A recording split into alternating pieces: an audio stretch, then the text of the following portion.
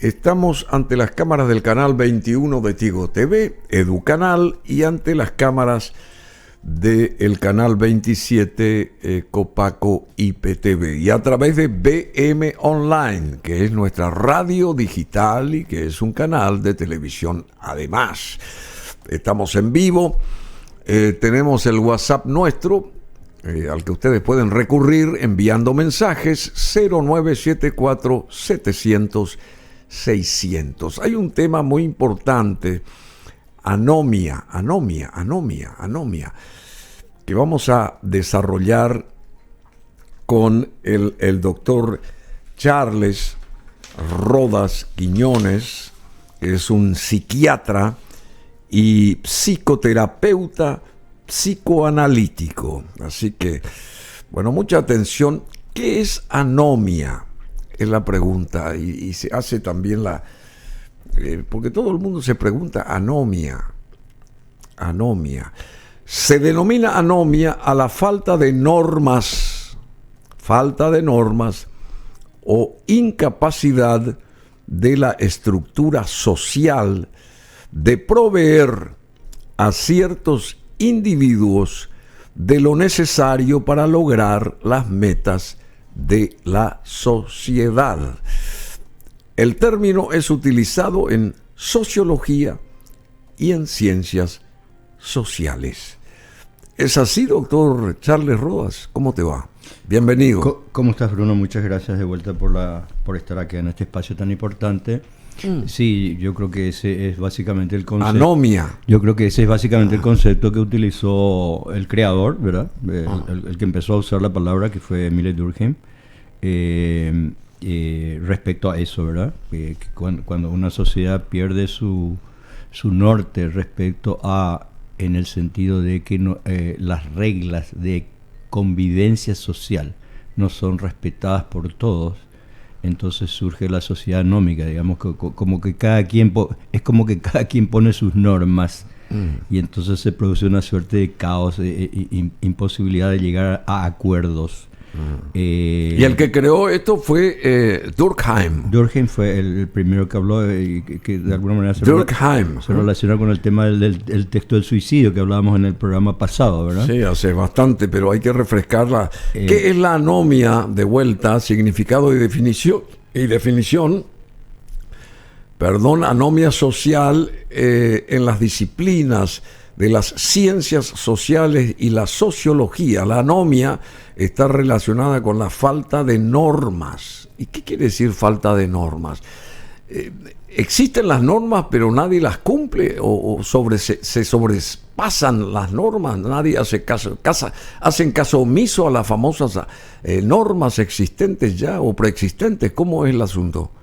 Lo que pasa es que hay que ir un poquito a la cuestión de la evolución histórica de las normas de convivencia. O sea, las normas de convivencia en todo lo que hace a la sociedad, digamos, desde del medioevo para abajo, eran normas de convivencia casi consuetudinarias, costumbres, el derecho. O sea, medioevo para acá, digamos. Medioevo para abajo. Antes. Medioevo para abajo era el derecho consuetudinario, el derecho de las costumbres. Sí. Y cuando se rompe cuando el mundo del medioevo empieza a descomponerse, digamos, y se deshacen los grandes feudos, los grandes señores feudales, el hombre en esa época estaba ligado absolutamente a la tierra. Ligado a la tierra. Y el hombre ligado a Dios, o sea, a la concepción teológica del hombre. Cuando se rompen los feudos y el campesinado, la gente que trabajaba en el campo queda libre, se produce la migración del campo a los burgos. Los burgos eran las ciudades amuralladas donde empezaba a crecer otro tipo de vínculo, que era el vínculo comercial. Entonces, cuando el hombre suelto, digamos, del campo y suelto de alguna manera de la visión teológica del mundo, se mete al burgo, se mete a la ciudad, empiezan a crecer los gremios, los artesanos, Empiezan a formarse los gremios. Y eso acá está pasando ahora, la gente que viene del campo a la ciudad. También, ese fenómeno se da siempre. Y entonces se requiere algún tipo de normativa que ya no fuera tan solo teológica o relacionada a las iglesias. Que sea más formal. Exacto. Ahí viene un poco, ahí empieza la parte legal, se empieza a reglamentar. Entonces ya la norma va teniendo otra caracterización y no tanto la norma moral teológica, y empieza a ser una norma más social, más de acuerdos. Claro que los acuerdos nunca son igualitarios, ¿verdad? Porque ¿quién acuerda? El que tiene mayor poder impone las normas, ¿verdad? ¿Y quién genera eso? ¿Justamente los que tienen mayor poder imponen las normas o cómo es? Y bueno, lo que van diciendo los sociólogos es que ese proceso se va degradando, que al comienzo de la estructuración del mundo nuevo, digamos, se acabó el medioevo y empieza el mundo capitalista, empieza la producción en masa, el mundo industrial, etcétera, etcétera. Se va dando una especie de copamiento de las normas por la gente que tiene mayor poder. Y entonces se olvida la norma global, la consuetudinaria, que también cubría los intereses del común. Y aparece a predominar la normatividad legal que prima sobre los intereses de los individuos. Entonces, entonces ahí dicen los sociólogos, particularmente Durkheim, que bueno, qué grado de qué confianza tendremos en las normas sociales si la norma social no le defiende al común y solo le defiende al individuo, y entonces va a depender de tu posición social o de tu dinero para la defensa de de tus dificultades con el otro, ¿verdad? O sea, de tus intereses. De tus intereses, correcto. Bueno, tenemos un vídeo acá porque cuando se empezó a testar esto de Santiago Peña como futuro presidente, se estudió semióticamente también, se quiso estudiar semióticamente su impacto posible dentro de la sociedad en general para estructurar su campaña electoral justamente. Este es un material de Cara o Cruz, el programa que lo conduce Jorge Torres, que es muy bueno, por supuesto. Y es importante conocer las emociones, porque uno se pregunta eso, es importante conocer las emociones, los sentimientos de una sociedad a la hora de planificar, digamos, las políticas, esas políticas pueden ser a través de discursos o realmente una política que beneficie en realidad a cada uno de los que componemos una sociedad. Y se estudió esto semióticamente, cómo iba a impactar Santiago Peña en una sociedad paraguaya en este caso, porque estamos a días de su asunción, a un par de semanas creo que de su asunción oficial a la primera magistratura. Vamos con este material, por favor, y luego proseguimos acá con el doctor Rodas. Nosotros contratamos un estudio muy profundo, nunca antes hecho en Paraguay, un estudio semiótico, que yo hasta ese momento no conocía de esa parte de las ciencias sociales, que estudia las emociones, los sentimientos, y muy utilizado en otros países para tratar de entender al electorado, ¿verdad? Y nosotros en ese estudio, una de las grandes dudas que teníamos es si lo que había ocurrido en Chile, ese estallido social que ocurrió en octubre del 2019, podría ocurrir en Paraguay. Y el estudio nos dijo que los paraguayos tenemos sueños, tenemos aspiraciones. No tenemos un estado de rabia, de enojo, que sí era predominante en el caso de Chile. Un país con una tremenda prosperidad económica. Chile ha avanzado mucho, pero las diferencias sociales generó un malestar en un segmento muy importante de la sociedad. Ahora, no es masivo, pero sí identificamos que hay pequeños grupos que sí tienen esa rabia, ese enojo, esa frustración. Y ese es el voto que llevó Paraguayos Cubos. Los paraguayos que están hoy desencantados con todo, no solamente con la política, con sus autoridades, con el país. Entonces nosotros tenemos que trabajar decididamente en atenderle a esos paraguayos, que entiendan que este es un país maravilloso, que todos tenemos que sentirnos parte de él.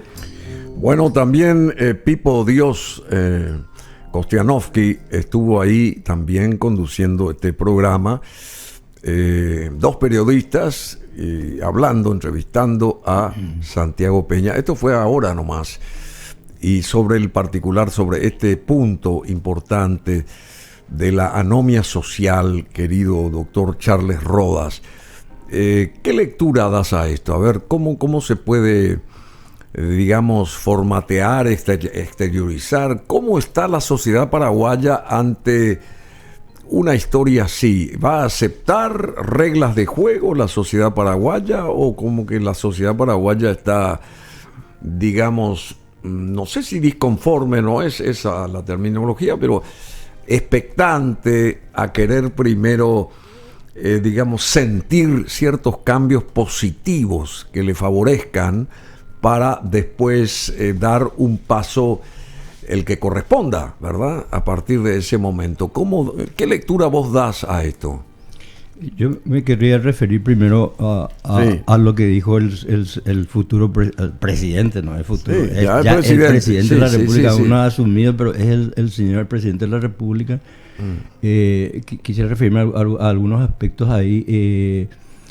Yo creo que el paraguayo en general es una persona brava, y es brava en la defensa de nuestra territorialidad, pero es muy pererí ¿sí? en las cuestiones civiles, en las demandas sobre el vivir en paz, no en época de guerra. En época de guerra yo creo que somos muy valientes y lo hemos demostrado, sí, ¿verdad? Sí. En época de paz. Y todo el mundo reconoce nuestra valentía. Y en época de paz como que somos disociantes. Sí, nos cuesta mucho articularnos a los paraguayos. Qué notable, ¿eh? Y yo no creo que los paraguayos no tenemos rabia. Yo sí creo que los paraguayos tenemos una rabia muy fuerte, y la rabia viene incluso de la época de las guerras grandes.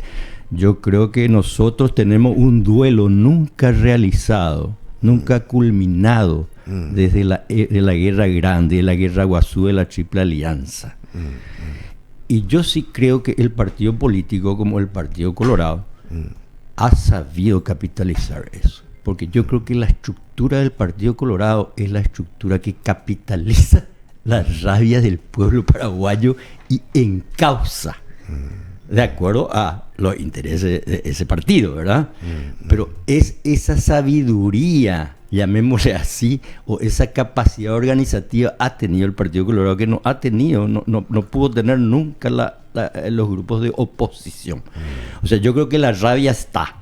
El problema es la rabia canalizada, ¿no? Y entonces la pregunta es, ¿por qué se cree la gente en el eslogan de vamos a estar mejor?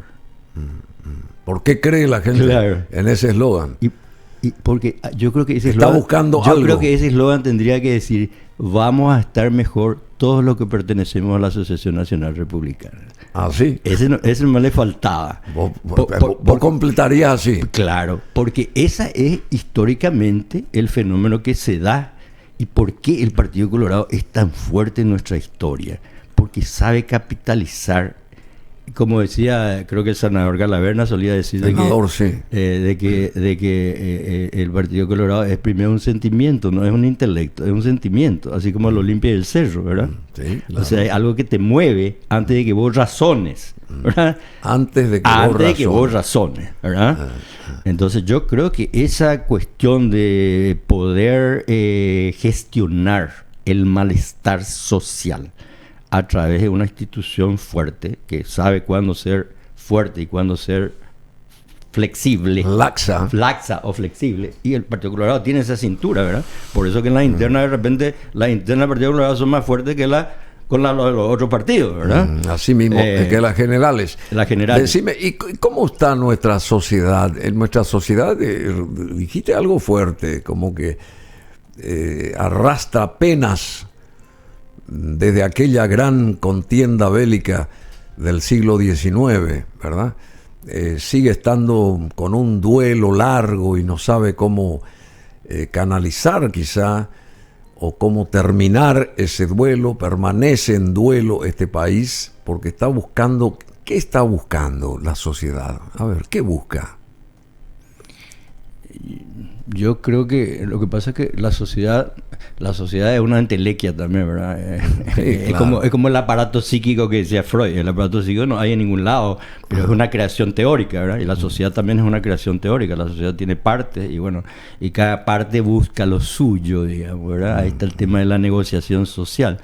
Pero yo creo que en línea general la cultura paraguaya, el modelo que vivimos, el modelo productivo que vivimos, va desangrando o va destruyendo, va corroyendo las identidades nacionales, las identidades culturales, los idiomas que son la base del idioma, de la cultura. Entonces, claro, y esa es la modalidad en que vamos entrando al mundo globalizado, aparte de la producción, que ahí ni siquiera toqué, ¿verdad? Decime, esto del estudio semiótico, vos analizaste, conocés lo que es un estudio semiótico, vos sabés. Sí, nosotros estudiamos mucho, en psiquiatría no, pero en psicoanálisis sí. La estructura del lenguaje es básica. Nosotros estudiamos sintaxis, estudiamos semántica, estudiamos pragmática del lenguaje, ¿verdad?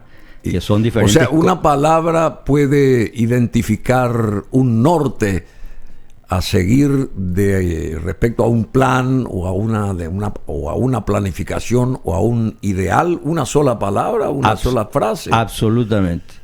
El problema que tenemos en el tema del lenguaje es que hay dos lenguajes. ¿Ah, sí? El lenguaje verbal y el lenguaje corporal.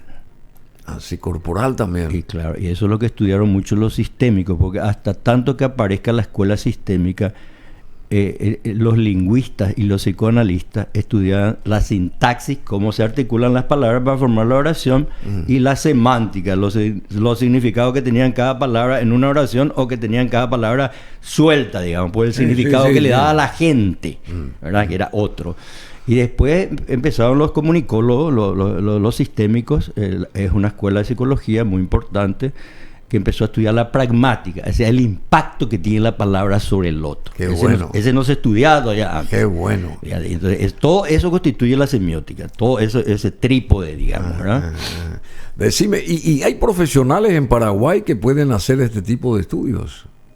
Yo estoy seguro que debe haber. Yo no conozco, pero estoy seguro que debe haber. Hay gente, no sé, la gente misma, los escritores, los poetas, muchos analistas manejan muy bien el lenguaje, los analistas lacanianos manejan muy bien el lenguaje, la estructura del lenguaje. O sea, creo que gente, profesionales capaces de eso, y obviamente los comunicólogos, ¿verdad? Los comunicadores también, sí, comunicólogos. Ahí Santiago Peña en su mensaje, digamos, en el extracto de esa entrevista, señaló algo fundamental, digamos, las razones políticas, sociales, de las emociones, a través de los famosos estallidos sociales, en el caso de Chile, especificó. ¿Qué grado de influencias tienen cada uno de estos factores? Las razones políticas, sociales o emocionales. Doctor Rodas, ¿crees vos que muchas veces se simplifican los análisis sobre este tipo de eventos? Lo que pasa es que eso vos me podés enseñar a mí, porque vos sos el que venís del mundo de la comunicación. No.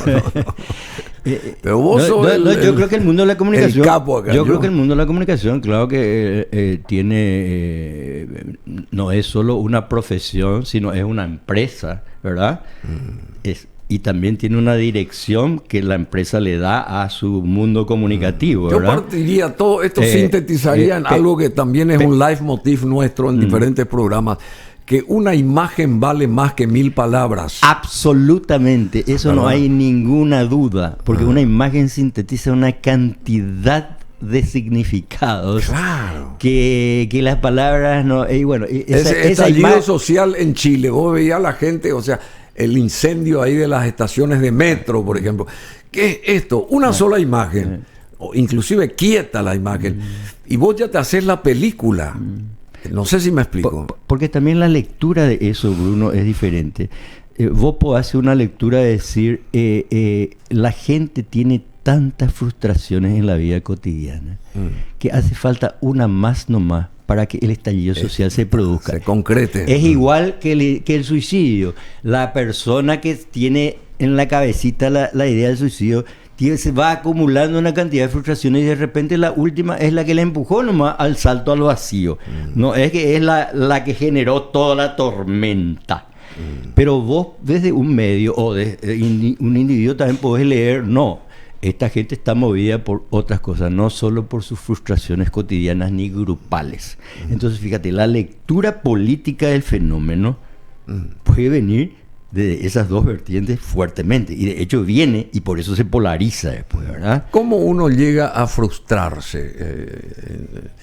Someramente, en pocas palabras y sintetizando, ¿qué es un estado de frustración para una persona X? Y Albert Camus, el filósofo francés, ya lo definía como la imposibilidad de llegar o de cumplir un deseo. La imposibilidad, o sea, la sociedad te marca pautas, te tira pautas, pero el individuo no puede acceder fácilmente a esas pautas sociales, que son las, llamamos, privilegiadas dentro de la sociedad. Entonces, esa falta de relación entre el objetivo que te tira la sociedad y tu posibilidad es el que te da la frustración. Aquí murió esta señora Sinéad O'Connor, murió ayer a los 56 años. No sé si estás al tanto. Y ella iba en contra de la corriente social, por ejemplo. Cuando fue a un estudio de grabación, fue alguien que vio mucho potencial en ella vocalmente, la llevó a un estudio y le hizo grabar tal cosa y le sugirió, además de haberla contemplado y apoyado en la grabación, obviamente, ahí en el estudio, de varios temas, le dijo: arreglate el pelo, sé más sexy en tu vestimenta, y le dio unos consejos. El productor, sí, que la está mirando desde otra perspectiva. Ella se fue e hizo todo lo contrario, se fue a la peluquería y se rapó el pelo, por ejemplo. Y a partir de ahí fue una noticia mundial. Ella sin pelo prácticamente, o sea, sí, se rapó el pelo. Ese tipo de cosas, o lo que recién dijiste, una persona que vino frustrándose y de repente dio el paso y se tiró al vacío, por ejemplo. ¿Por qué se dan estas situaciones, digamos? ¿Por qué se generan estas cosas? Y si rastreas, probablemente, yo no conocía la persona, pero si rastreas en esta persona, seguro que esta persona habrá tenido un mundo rígido, sí, de relacional al que ella quería transgredir. Nosotros tenemos tuvo una vida marcada, claro, por el dolor, claro, abusos de su madre, exacto, la presión de la fama, el suicidio de su hijo de 17 años. Imagínate, lo más doloroso, dicen que es para un padre enterrar un hijo. En fin. Pero de seguro que esta mujer habrá tenido esa frustración. Nosotros escribimos un libro, en la primera edición, entre tres psiquiatras, y uno de nuestros colegas escribió un libro que se llamaba, el título del libro era Eñese Encuadra. Eñese Encuadra, que es, viene en nuestro idioma para salirte del marco. Salirte del marco, encuadre. Y salirte del encuadre, salirte de la ruta trazada, hacer algo diferente, ¿verdad?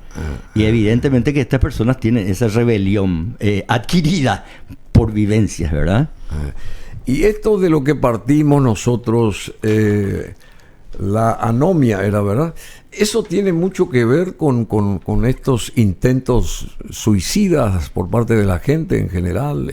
También, digamos, como que se pelea contra unas normas que rigen nuestros modos, usos y costumbres en líneas genéricas. Porque sí, ¿por qué? ¿Por qué vamos en contra de algo preestablecido? Porque uno seguramente pensará, ¿quiénes son aquellos que preestablecieron lo que tiene que ser mi vida, por ejemplo? No sé si me explico. Sí.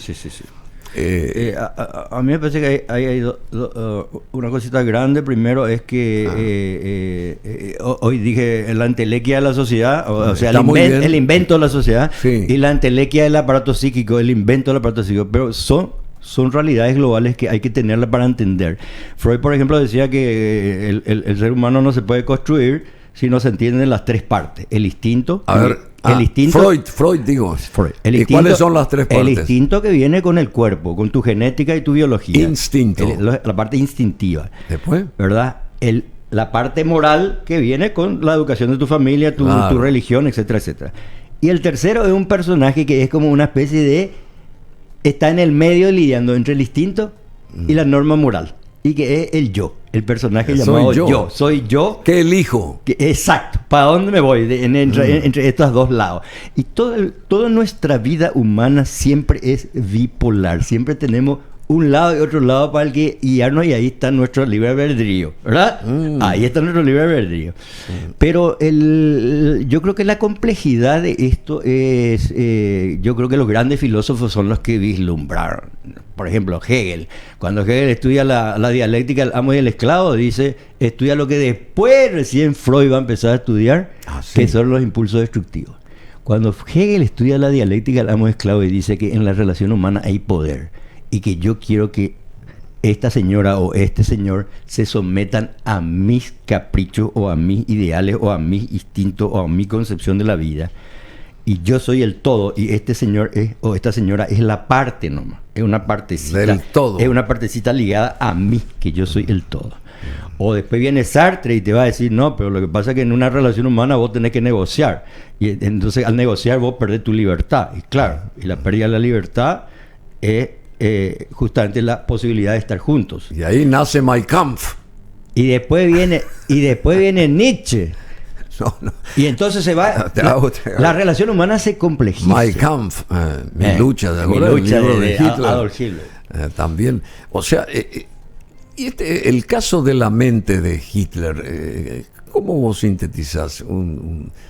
¿Fue un loco realmente él? ¿O él alguna vez pensó en querer hacer algo positivo para su país y después se le fue la onda, como quien dice? Porque ¿cómo nació él mentalmente desde esa perspectiva, desde lo que está diciendo vos, de que un ser humano puede manejar a otro o a otros o a toda una masa de gente, por ejemplo? Porque de ahí parte, pues. Yo me iría no por el lado de la vida de don Adolfo, sino por el lado de cómo Freud estudió el tema Hitler. A ver, decime, contanos, Freud, fabuloso. Porque Freud estudió el tema Hitler con la cuestión relacionada a la identificación con el líder. O sea, ¿por qué la gente se identifica con el líder? Porque el líder asume condiciones que la gente no tiene. Y entonces la gente le idealiza al líder. Así como cuando en un proceso de enamoramiento vos le idealizás a tu pareja mujer o a tu pareja varón, le idealizás en sus cualidades y no le ves sus defectos. Freud ya decía que el proceso de enamoramiento ya era una locura, porque vos no tenías luego juicio, de juicio voy luego, porque si vos le veías solamente el lado positivo y nunca le veías el lado negativo, solamente cuando convivís con tu pareja después te das cuenta del lado negativo, sí, claro. Y ahí adquirís otra vez tu juicio. Freud decía que ese mismo fenómeno que se da en la vinculación personal se da en la vinculación social. Y entonces ponemos en el líder una cantidad de cualidades que no tenemos y creemos en su consigna. Creemos. O sea, que es lo que tiene ahora nuestro señor presidente. Se va a creer su consigna, depende hasta donde él haga o no haga lo que dijo, ¿verdad? Vamos a estar mejor, ¿verdad? Vamos a estar mejor. Vamos a estar mejor. ¿Cómo que completaste? ¿Vamos a estar mejor? Sí, pertenecemos al Partido Colorado. Bueno. Y hay algo fundamental, yendo a la anomia esta social. En los últimos años hubo y tuvimos estallidos o conflictos sociales alrededor nuestro, acá en Chile, en Colombia, Ecuador, Perú. ¿Por qué no en Paraguay, donde cuando se producen son de breve duración, reclamo de algún fraude de Paraguayo Cuba, por ejemplo, pedido de renuncia de Marito por falta de medicamentos en marzo del 2021, en fin, ¿por qué en las otras sociedades esos estallidos son mucho más duraderos y maduros, si se quiere, y nosotros como que qué sé yo, como lo dijiste vos recién, más light es lo nuestro? ¿Por qué? ¿Por qué esa diferencia de las otras sociedades y respecto a la nuestra, con respecto a la nuestra? Yo supongo que el fenómeno cultural ahí es un elemento muy importante. Yo creo que nosotros los paraguayos, así como dice la calle, somos cada uno el jefe, el dueño de la tribu. Y entonces nos ponemos en la posición del todo, que decía Hegel. Entonces es muy difícil conciliar, demasiado cachique, es muy difícil conciliar. Y yo creo que esa capacidad de conciliación es la que el Partido Colorado ha logrado dentro de su estructura. Le podemos mirar en forma negativa el trípode que tenía Stroessner, que juntó la Fuerza Armada con el Partido Colorado y con el gobierno, ¿verdad? El trípode que armó, pero ese trípode era la cantera de la masa. No hay masa sin cantera, dice, ¿verdad? Porque la masa sola se dispersa y aparece lo que vos mencionaste en Chile o en cualquier parte del mundo, sino hay alguien que le contenga y le guíe, ¿verdad? Y yo creo que esa capacidad extraordinaria la ha tenido el partido, y yo creo que nosotros somos frutos de eso. Y tenemos esa gran incapacidad de acordar cosas y renunciar cada uno a nuestro liderazgo, porque cada uno, como le pasó a Efraín cree que puede ser 10 elecciones y puede seguir siendo candidato a presidente. Claro. Bueno, y esa es nuestra incapacidad, ¿verdad? Así. Y nuestra incapacidad es en la democracia, no en la guerra, porque nosotros somos soldados y la orden sí respetamos, pero cuando nos vamos a ponernos de acuerdo, el problema es nuestro problema. Bueno, querido Charles Rodas, no sé, algo que quieras vos agregar, porque vos tenés tantos conocimientos y bueno, ¿cuántos años vos estudiaste? Todo lo relacionado a tu profesión, digamos, como psiquiatra, psicoterapeuta, psicoanalítico. ¿Cuántos años de estudio realmente, o cuántos años tenés vos carrera médica sobre tus espaldas, digamos? Carrera médica, incluyendo la psiquiatría, 10 años. Carrera psicoanalítica, 5 años. Y después los máster y eso, 2 Vos fuiste miembro del movimiento solidario Salud Mental. Sí, yo creé eso con el doctor Barúa. Nosotros dos creamos Salud Mental. Y nuestra salud mental hoy en Paraguay, ¿cómo vos analizás? ¿Cómo está la salud mental del paraguayo? Y la salud mental siempre es un déficit en cualquier parte del mundo. ¿Sí? Nosotros en ese sentido no somos ni 1% del presupuesto de salud no corresponde a salud mental. Salud mental. Y debe de corresponder, ¿verdad? Ni 1% del presupuesto de salud. Y dentro de ese presupuesto del 1 o 1,8 o menos de 2%, el 70% se va al hospital psiquiátrico. Entonces no se puede hacer ninguna prevención, no se puede hacer nada que contenga la avalancha de malestar, porque está mal distribuida luego la plata. Primero hay poco. Pero si hay poco todavía no hay tanto problema si se distribuye bien.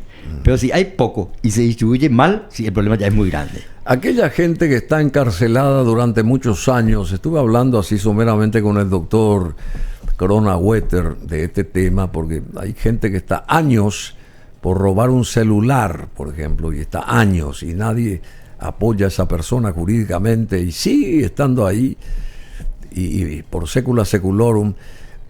Digamos, ¿cómo se reinserta una persona respecto a esto de salud mental? Porque la salud mental de ese individuo que esté ahí padeciendo en una cárcel y sabe que él es inocente o que ya purgó de sobra por lo que hizo, digamos, ¿cómo se reconecta ese individuo con el andamiaje normal de una sociedad? Porque ya está crucificado de por vida, estuvo preso y ya con eso se le ponen todas las cáscaras de banana a ese señor o señora cuando tengan estos o individualmente que emprender un nuevo derrotero para normalizar su existencia.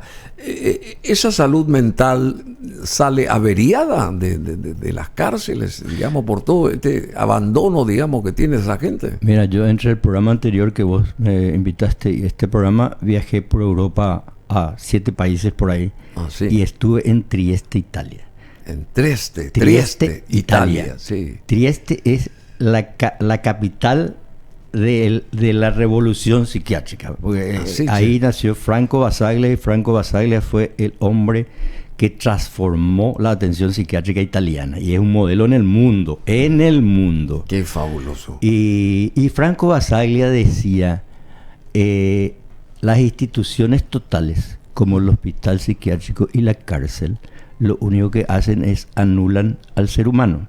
El ser humano ahí no es más Bruno, no es más Charles, es un sinnombre, no tiene ninguna pertenencia que le pertenezca, no tiene ni su cama, Vamos otra vez a lo de Expreso de Medianoche. No tiene su toalla, o sea, se va desfigurando la personalidad. A veces la cárcel tiene la ventaja de que a la gente en la cárcel se le visita, al loco en el hospital ya no se le visita más. Se le abandona. Y entonces ahí viene el proceso que hablaba Cronenwetter, que me pareció muy interesante, que el tema de la rehabilitación psicosocial, ninguna institución del Estado no se quiere hacer cargo. ¿Y por qué? Porque las instituciones dicen, este es un problema complejo, multifactorial, tiene muchas aristas, multicausal. Entonces ningún ministerio puede agarrar solo. Y ahí empieza con el tema de la ligación entre los ministerios. Cuando se ligan 2, 3 o 4, nadie hace otra vez la tarea. Se pasan la pelota en hacer la tarea. Entonces nosotros decimos lo mismo en rehabilitación mental.